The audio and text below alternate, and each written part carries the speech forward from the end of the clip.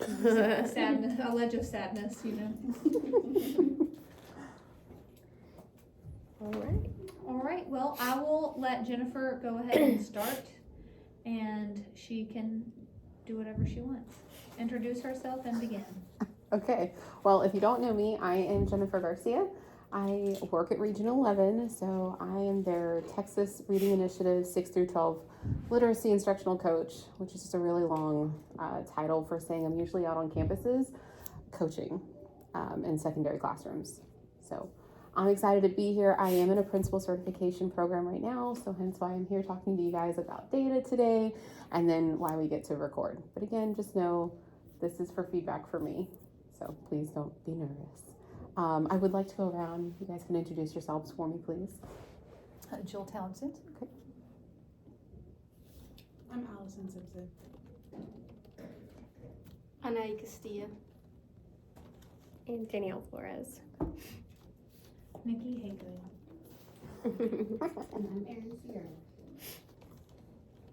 Alrighty. Well, again, I do want to thank you for your time today. We're going to look through your data from your assessment, or at least the data that they've compiled so far for your assessment for last week. And today is just a needs assessment. So really we're diagnosing. We're not getting into problem solving. We just want to kind of look at where the students were struggling and just kind of think through what could have caused some of those struggles. Alrighty. So you guys have already established your norms, so we're going to roll with those.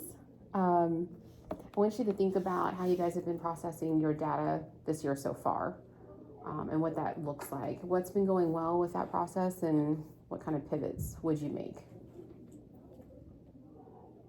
Sometimes I feel like it's time. Time is always the issue, to where even if we feel like we would like to keep going with something that we don't feel like they fully get, it's bam, like our days are jam-packed, or everything's jam-packed. So it's time to move on. So sometimes for me anyways, it's feeling like, oh, I don't know if all of them completely grasp it, but we have to move on. So I think it's just managing time. Okay. And I think sharing kids too, because if I have a student I'm trying to pull for grit, but they're also being pulled for dyslexia, or they're being pulled for math, or they're being pulled for something else, then that's time that I don't have with them. Right. Okay. Alrighty. Well, let's hop on into the data dig. So there's a couple things in front of you. The first thing I have is I just took your data and I put it onto a bar graph. That's what that's called. Out of 100%. So you can just kind of see we've got our populations across the bottom, and then on a scale of 100% where they're falling. So I want you to take a moment. I'm sorry about the color printer. It didn't print so hot. If you will just take a look and let's digest this information and see, what do you notice? What stands out to you?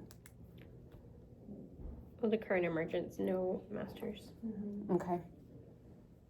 Is that surprising at all? Like, were you expecting? Okay. But their approaches is higher than everyone else. Yeah, and you've got a good population of meets there as well. So definitely something to lean into.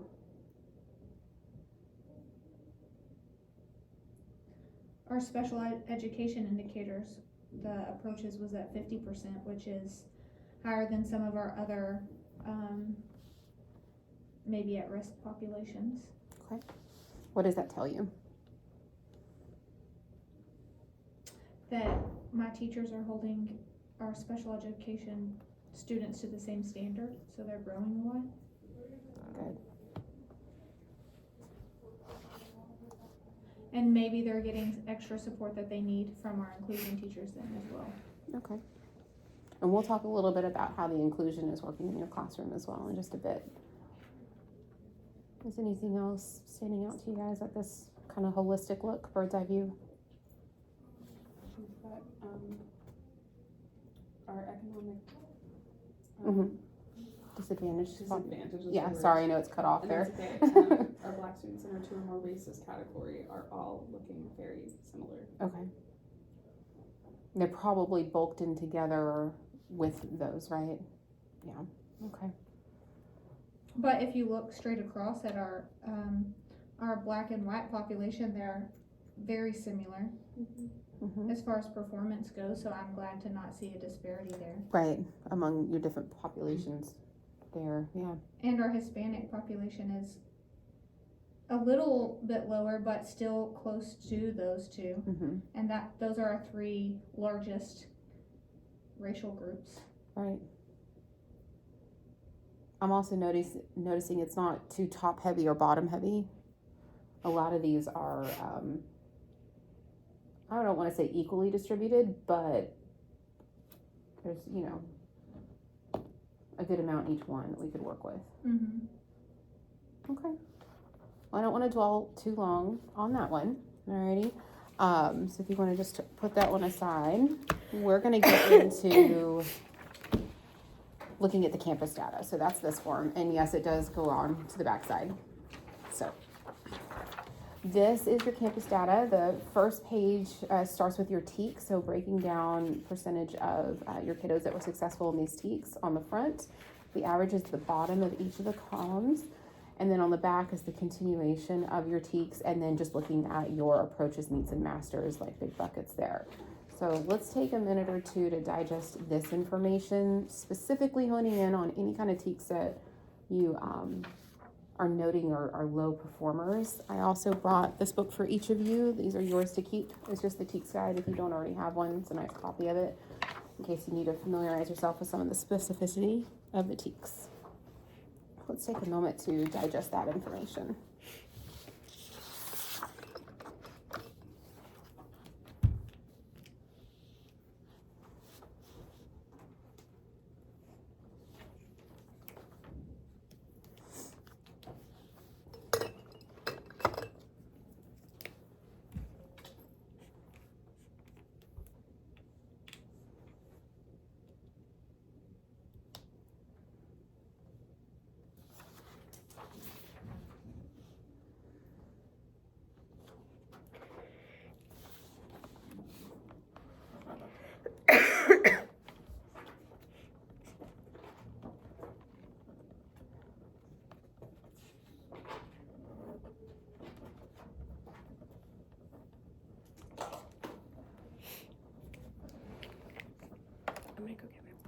I'm gonna go get my water. Okay.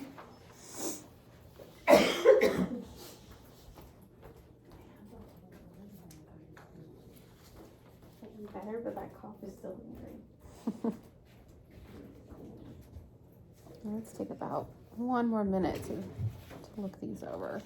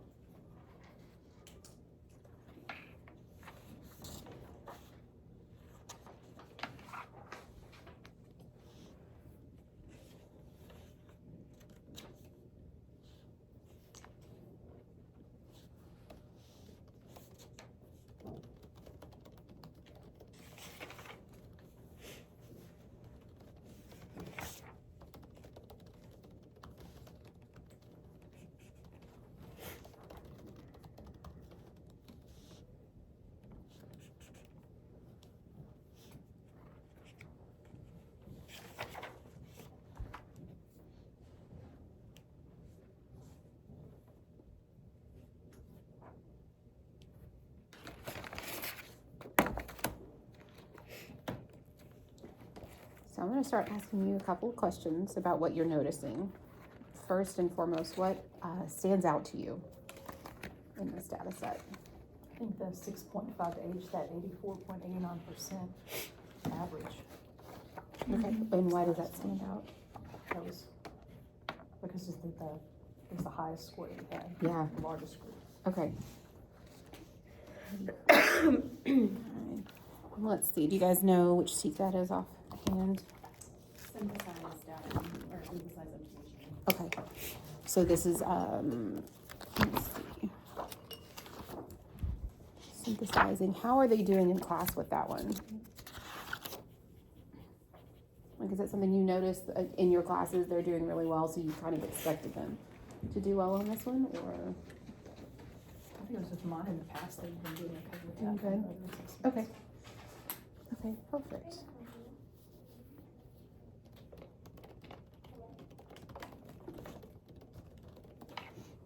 Sorry, I'm taking notes as well, so I can do a debrief back to you about kind of what we talked about today. So just know that's what all the typing is over here. Okay, so we've got a really great outlier there. When you guys are noting or making notes of some of the outliers here or trends, where do you guys like usually cut off? Like, man, this percentage or lower is really one we need to pay attention to. I feel like we kind of look overall and Okay. then from there see which ones they struggled with. Okay. What percentage would you start worrying that they're struggling too much? Like at 50%, 60%? I would say typically most of our lower percentage standards that we tend to intervene on, it's usually roughly around 50%. Okay. It's about what I do too. That's when I start getting a little concerned. And then I also look at the frequency. So if it's a question that was only assessed one time and we're at 50%, I like to keep that in mind too, because we can't really gauge mastery off of one question. We may have just had a question that was a little trickier in the question stem, or maybe we just hadn't hit that teeth as hard yet. So just keep that in mind too. And that was something I noticed, because the lowest standard on there is use of verb tenses, which we've tested before, and it's been fine, but this one was at 50%. But it was only one question. Mm-hmm. And then when I look back on it, it doesn't seem like maybe it's the wrong verb used in the sentence. It is, because if they read the sentence in isolation, it makes sense. Okay. Like the way the verb is used is fine in that sentence. They're just not looking, they need to be reminded that verb tense is not just in one sentence, it has to match what's around it as well. So, it sticks out if they read it with the whole paragraph. Yeah. Yeah. And what number is that? So we can make note of it. We'll go look at it. We'll go look at that in a minute. Way down at the end.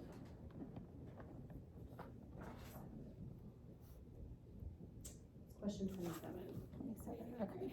So we will make note to come back and look at that one in just a few minutes. Is that the one that was, it said the wrong one was the right answer? Yeah, when it was originally scored, so now it's fixed.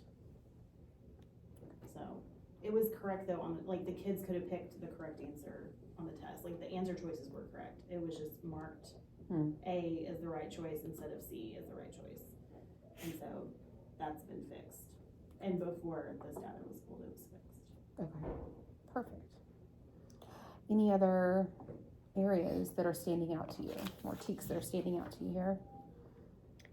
I mean, I really noticed this Fed struggled the most with the revise and edit part, which is to be expected, because that's their biggest struggle is spelling, punctuation, and things like that. And then 14%, 17% on another are definitely a lot lower than the other percentages, the other categories.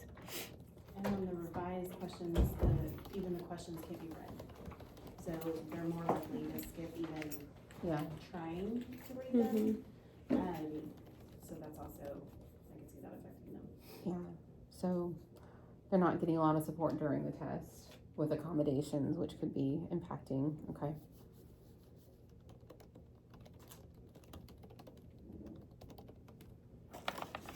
All right. When you guys are looking at the averages, so that bottom row, talk to me a little bit about 6.2a, so that first column. This is context for definitions of words, such as the definition itself, any analogies, examples. How are your kiddos doing with that? Because this is one of those that was only assessed one time on the test, so I like to get some information about how they are performing in class as well.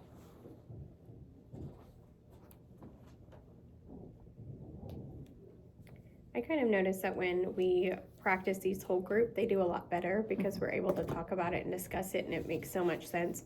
When they do it by themselves, sometimes it's just them not really plugging it in, reading it aloud, whatever the case is. That I notice with my kids anyways, when we do it whole group, it's like they have it, and then sometimes they'll get it wrong when they have to do it independently for some reason. Okay. If you had to pinpoint, what do you think, where's the breakdown when they get to doing it on their own, like, that's causing such a big issue? I think for some of them it's context clues, but for others of them it's actually using their resources, using their dictionaries, Okay.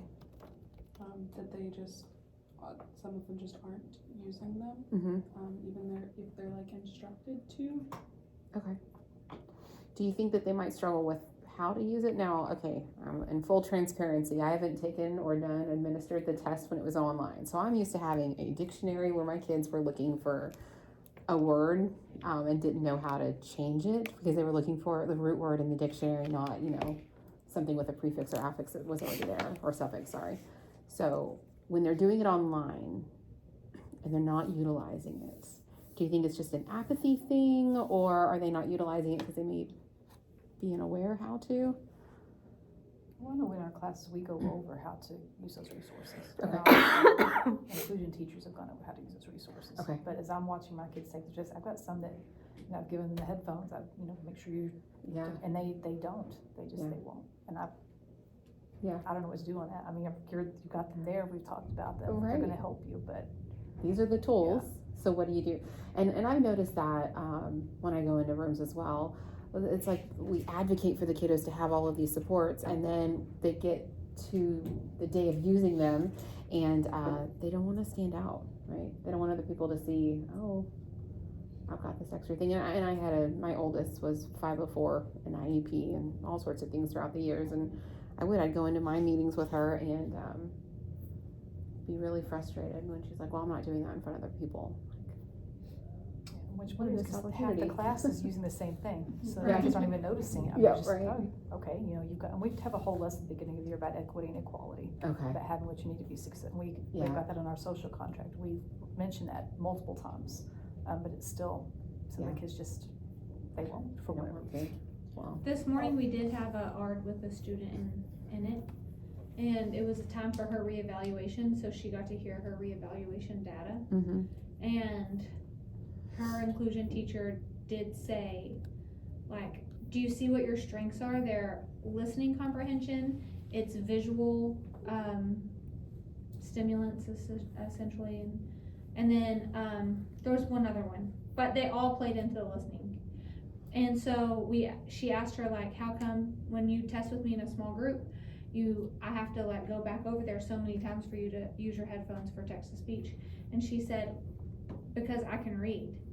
And so we had to like really talk to her about, like, your oral admin isn't just because you can't read. Mm-hmm. It's because these are your strengths and these are your weaknesses, and this helps you be a stronger student. And like, we had to go through this whole thing, and her dad basically had that, like, you will use them on the next test and we'll see. Let's just see what the results are. But I think we're just gonna have to keep having those conversations with kids. We've also gone over like the what ifs, like because sometimes they look at the word and then when they type it in the dictionary they miss a letter and it will say no results found. I've gone over that with them and said, That's a if good it says thing. no results found, Okay. it's probably because you're spelling it wrong, or we've talked about the root word, we've talked about all those things. So we've even talked about, if you try and nothing pops up, this could be the reason. Yeah. Okay. Or if you try and 3 things pop up, you still have to go through and read those definitions to see which ones. The It's multi-meaning, not yeah. just- Right. I also think that, like, particularly on this question, I had a couple students come to me and ask me, I can't help you, but Yeah. they were like, can I use the real dictionary? You have some copies of a dictionary over there? Because they weren't satisfied with the dictionary definition that was actually in Eduphoria. And in that Really? particular And I think- one, it wasn't. If it's the same one I'm talking about, that definition did not match with. So that might have been also because there was only one question about it. Yeah, in I this data. actually was gonna say if we could pull that one up to look Yeah. at some point, because And I think that one's in the Number first 4, passage. is that what it is? Yeah. The Which def- when they looked it up in the dictionary, it wasn't the same. Like the context clues helped them, but not the dictionary. It has a dictionary thing with it. Yeah, let's go ahead and look. I brought the test. I know it's very shrunken down, but paper is a thing that we are on the. There you go. Words are hard. Okay, so number 4. It wasn't 4. That's not the one I was talking about anyway. So I think that must have been over 2B. Cause there's 2A is the using their Oh, context number and the 14 is the one I was talking about. When you looked up commodity in the Eduphoria dictionary, Mm-hmm. It said, what popped up was Okay, so something yes, like using copper, something about copper, or something like that. context. Commodity. so so they might have thought like A? Was the A the answer? Well, A is the answer, but like the definition just didn't have any of this in there. So it just, to them, and I just said, well, pick your best. But to me, that would confuse me if we always talk about the dictionary being helpful. And in that case, the dictionary wasn't helpful. Mm-hmm. Right. Yeah, it says a raw material or primary agricultural product that can be bought and sold, such as copper and coffee. Right. So so how would that, what the answer is help, with that Mhm. definition? Yeah, because I can see, and I'd love to see the teaks, like the answer choice breakdown, because I'd love to see how many of the kiddos went with B, because of the monetary kind of transactional part of the definition. With this one, let's see, let's go look at the paragraph 3, because it's really, with this kind of skill, they want the students to lean into not pulling the dictionary and using context clues. So this is 14, 14, yes. you said? Currently, if I go to the student responses, it's actually, and just remember y'all's, your percentage changed a little bit because it's, there's more responses in now. Okay. But it's, the correct answer A was at 71%, 71.79%. Okay. B is at 6.84%. Oh, okay. C is at 14.53%, and then D is 6.84%. Okay. So not a heavy guessing pattern with that outlier of C. So if they're leaning into C, they meaning are almost, we'll round it up to 15% of the kiddos that went with that. Looking at the question and looking at the context there, why do you think students were driven to C as opposed to A? My thought is look, they're not looking at, I don't know that they looked it up, those kids, cause they might have been more like leaning towards money. Mm-hmm. But it's talking about kids being required to go to school. Mm-hmm. And so they're thinking that the kids are required, there's something that is required. Mm-hmm. I'm assuming the kids that got it right are looking at the word precious. That they know what something precious is, something that's valued, and they're able to use that context. Yeah. Well, and also when you go through the subpopulations, like our special ed population, most of them chose B if they got it wrong at 23%. Mm-hmm. And this subcategory, first year monitoring students, 100% got it right. Really. Sometimes there's surprising outliers in the data. Our current emergent bilinguals, they either chose B or C. 0% of them chose D if they got it wrong. What about A? So nothing in A either. Well, if they got it wrong. They did have Okay. some get it right. They were at 67% basically, but no one chose D. Everyone chose B or C. And I'm wondering if those populations may have related it back to the words that were in, just not the right words, right? So they may have gone up to getting paid to go to school. One job's usually associated with some sort of monetary. Mm-hmm. I'm trying to think through, like, if I was in the student's position, we're grasping at everything that we can to make sense of these words, so. Well, even the way, like in that sentence, he's saying like, well, the students are supposed to be the most precious commodity. So maybe they thought, well, the students are required to be there. and are economically disadvantaged, they all, basically, it was like really heavy chose C, and they Mhm. got it wrong. Mhm. There was just like What that tells me too, though, is that the kids that have content language supports are not using it, because the rollover for the word precious is valuable. Yeah, I see it as noted as something that you can see.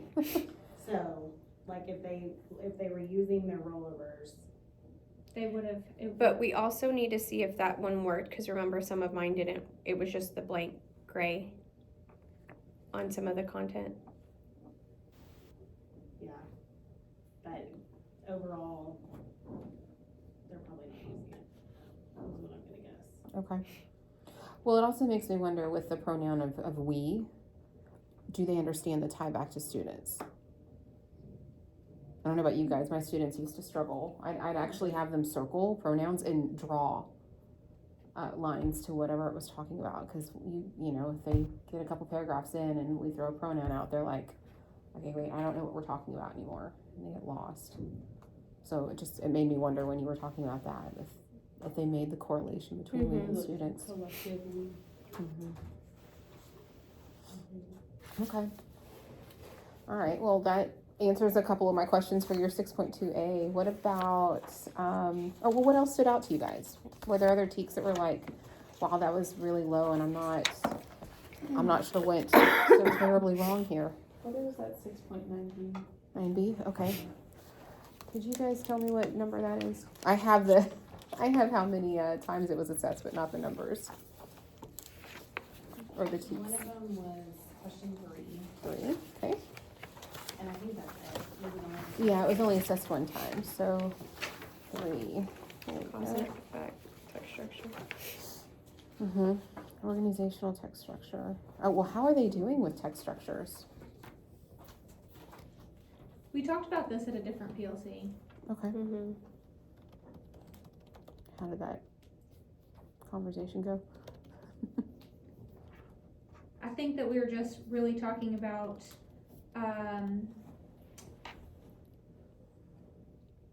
that you can pay attention to some clues like explain, respond, persuade kind of words, but that the rest of it is like the main idea essentially of the text, and so that it's those two parts together in the answer choices that give us the real answer. Mm-hmm.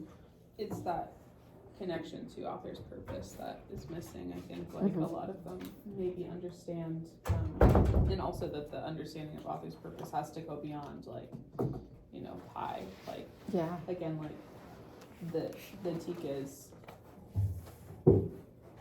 identifying organizational structure and then going beyond and asking why, how is this affecting author's purpose? So it's Yeah. a lot of critical thinking in that one TEK. Yeah, I was at a conference over the weekend, and it was reiterated to us how heavy our STAR tests are in author's purpose, and they're just masked. Yep. They're you know, noted as other things, but they really truly get back down to purpose. If we can understand the purpose, then the rest of the stuff should fall into place. But if they don't understand the purpose, then asking about cause and effect could have caused a little what? So, I would also stress not to let them confuse. You have to really read the question, because sometimes it will just say what in that section, and sometimes their mind goes to the whole story. right. And so we've talked a lot about just breaking down the question, because this is just asking about why Campbell's, that part of that it. one. That's a good point, because if they're not diving deep into the question and then looking at each of the question stems or the answer stems, then they're reading fast. Let's be honest, right? They're in a hurry. Who knows why? They've got like all day to do this, but they just are. What about you guys? Are you breaking down the questions with them as well and going over that? Okay. Like last time we did reviewed the test, we would reread the questions as a class, and they would be like, oh, like that's what it asked, or like stuff like that, and we would all just share out loud, and it's like they just didn't read it, the question, but they all understood why they got it wrong, and what like the actual correct answer was. It's just reading the question, or like the section why Campbell's, and they're thinking whole story. So what's the difference between B and D, I guess, because D is the most missed choice. Well, that's what I was just looking at. When you go back to the paragraph, there aren't any doubts. There's not. Like it makes sense with the question that could be the right answer, but there aren't any doubts. Yeah, in that nobody section. criticize the Mhm. camel deliveries at all. Because when I look at like our students with a special ed indicator, Mm-hmm. it was the most selected was D. Our first year bilingual students monitoring, they're actually split between C and D, but our currently emergent bilingual, I mean, it was overwhelming that that was the next choice.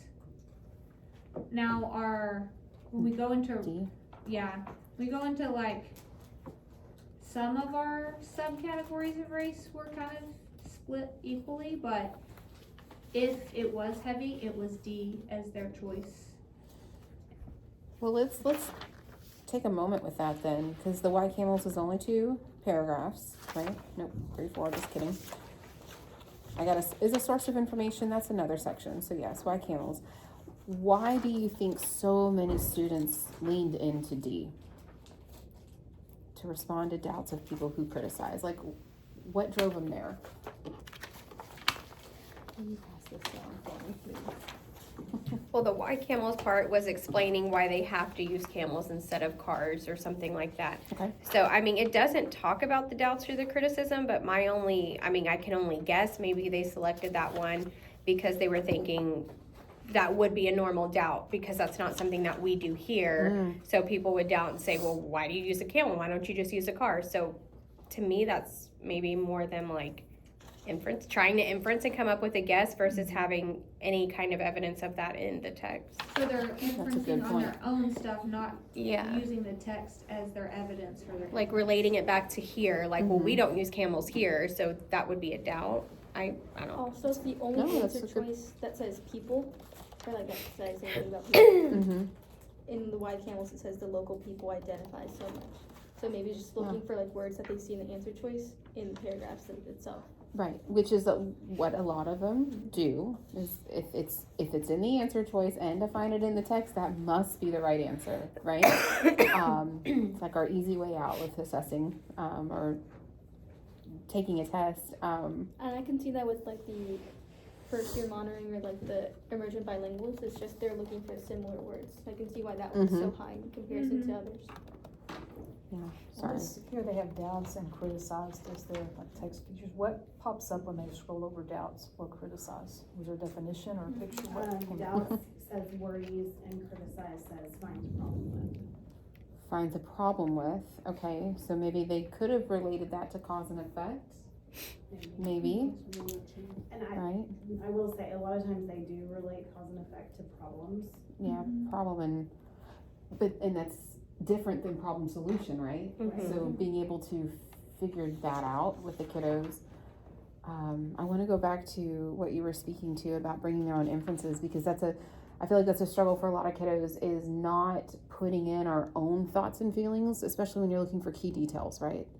In a text. And I wonder how your kiddos do you feel like they usually insert their own inferences? I feel like it's happened for sure. Yeah. Okay. What have you guys been doing to kind of pull them away from doing that? So refer back to the text. Okay. Okay. Well, but where in here Yeah. makes us think Okay. that. They have often been thoroughly coached, the students have, on annotation. Okay. With or without questions. Okay. Again, I'm just trying to diagnose and get a feel for like what could be causing it. Sounding like they're using some of the supports possibly, but not in the right way, or they're using them and then it's still a kind of a mishap on how they're navigating that. Okay. Anything else about 9B that's standing out to you guys? All right. What other things stood out to you?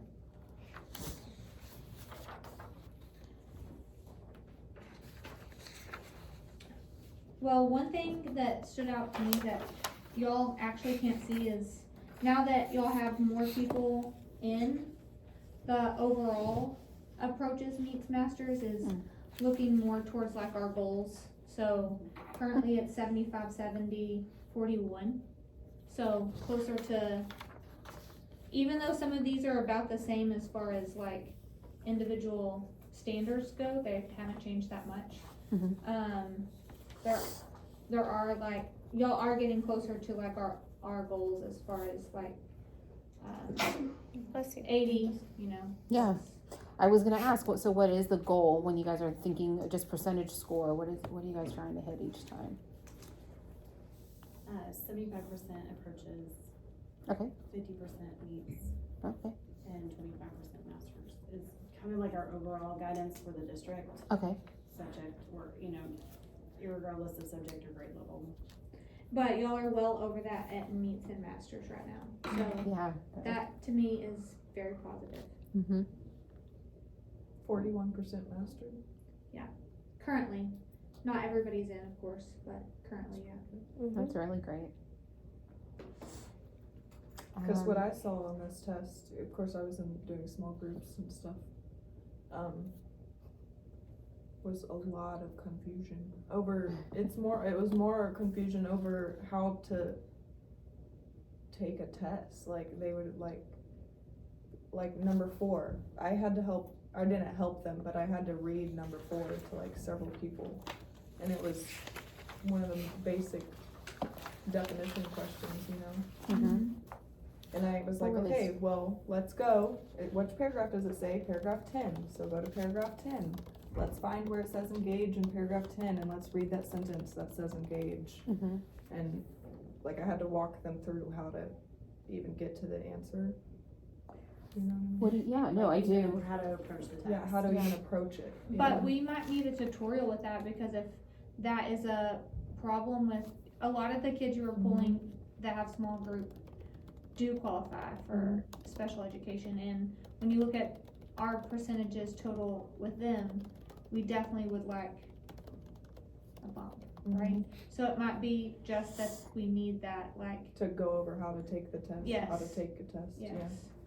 That'd be a good thing to go over in tutorials for I them. think Right. that maybe it's also like, for some of our students who don't necessarily have an IEP, they can kind of, just take the I do and understand what's expected of them, but maybe they need more, scaffolding, and you do kind of situation with taking the test.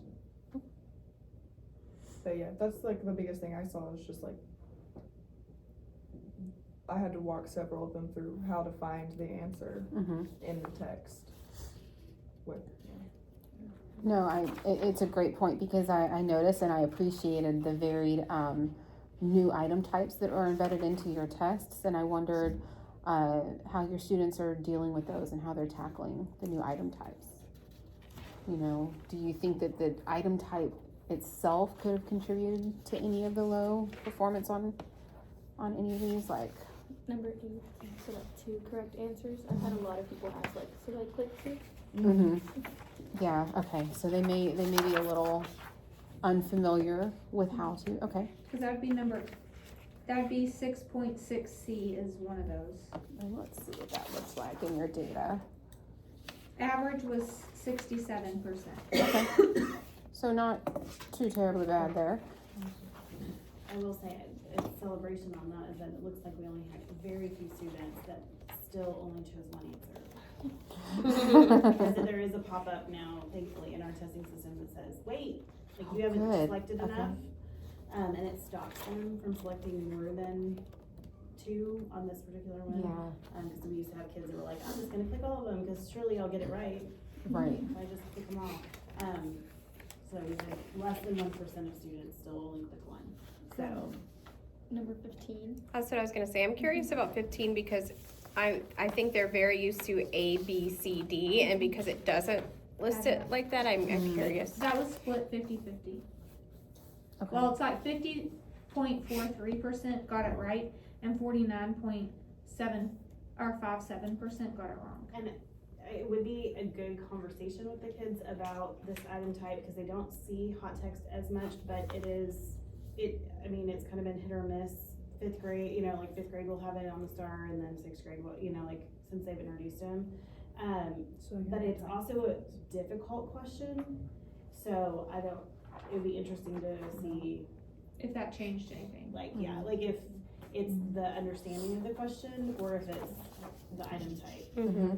I know I had a couple of them, I was looking at Oh, corrections on this when they got it wrong. When we went back and looked, they were looking to see what kind of error, like doing proofreading kind of things, because a lot of the proofreading questions, we were going back, which of these is correct or incorrect, and that's what they were looking for. And now that Yeah. they looked at it, we went through like, oh yeah, now I see. Yeah. But that might be part of it too. Do you have data on like 23? Mhm. So short constructive response to writing. I wonder how that one went with the combining of sentences, especially if it was a comma. Oh, yeah. Aaron, does this, when it says 1, it says 0 and 1? Yeah, 1 is full credit, 0 is when they didn't do it right. So, full credit, Mm-hmm. we were at a 34% currently. 34. Okay. And then you guys will have to dive a little deeper into, because you guys awarded the points, right? Mm-hmm. Okay. What did you notice when you were scoring for 23? Like, why did they not get full credit? What were they missing?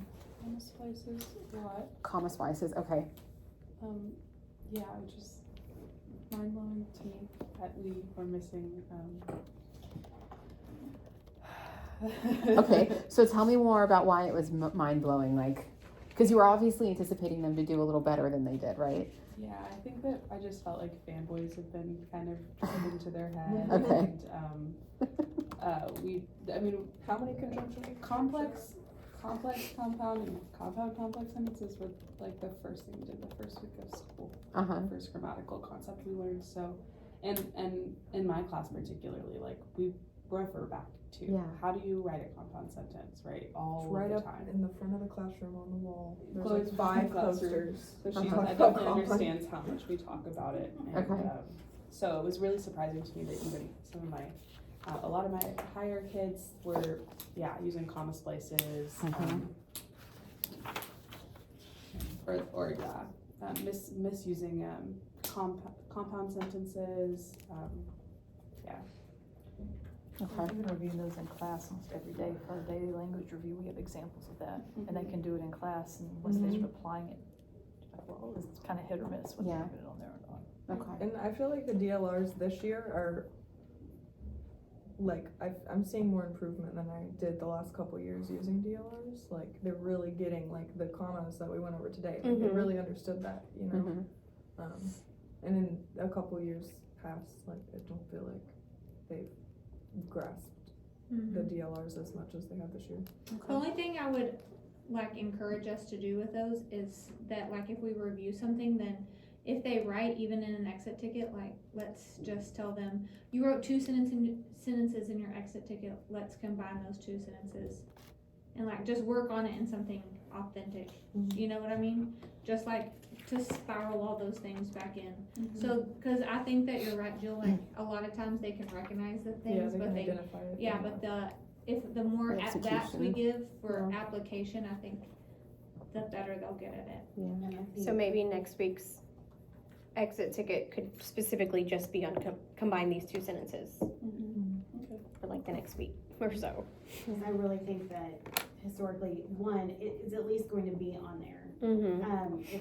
But it seems like they want it to be the short constructed response. Like, take these 2 sentences and combine Put them. 'em, yeah. So I think there's a high likelihood that that's gonna be what they're gonna do. Well, and I think that kind of translated over to the identifying as well, though, because I noted on number 25, please correct me if I'm wrong, that is also punctuation, and the correct answer was D, Delete the comment after. right? Was I right or no? Which number? It says what change, on 25 it says what changes needed to sentence 2. Right, and the correct answer is D. Mm-hmm. So comma usage, and then that scored as a 58.18, so right at about that 50 threshold. So I'm wondering that correlation between writing it and also identifying, like. And if we actually look at 25 now, it's dropped down to 42. Oh, I okay. also think commas are hard in general Yeah. because we use comma splices when we text. I do, and I know that it's not correct grammar, But we see it all the time. Like businesses are starting to I use do it so in bad. advertising, and so I think that it's like, you know, you have to really retrain your mind to this is Right. what standard English convention is. Yeah, they're I leave them experiencing commas it. everywhere when I'm writing. comma. I just throw them around. Yeah. Just throw them around Like, I like don't really confetti. know. And Everybody you're gets a taught- comma. I think a lot of times I'm like, and why do we need a comma here? And they Yeah. go, oh, because it sounds right. I'm like, okay, but Yeah. we have to know the Or they just grammatical roll rule here too. Yeah. Yeah. Okay. Well, this has been really great information for me. I would love, hopefully I do get a chance to come back and we can talk about, like, okay, so how do we deal with these, right? Because again, today was just kind of the diagnosing. Is there anything else you guys want to talk about with the data before I turn you back over? I really do appreciate your time. It helps me formulate needs, because you guys aren't the only ones experiencing this issue in the region, and so it helps me kind of think through, okay, this is a common thing everywhere, what can we be doing from my point of view on support? So is there anything else you guys want to talk about? Wait, I was trying to find this one. Question number 5.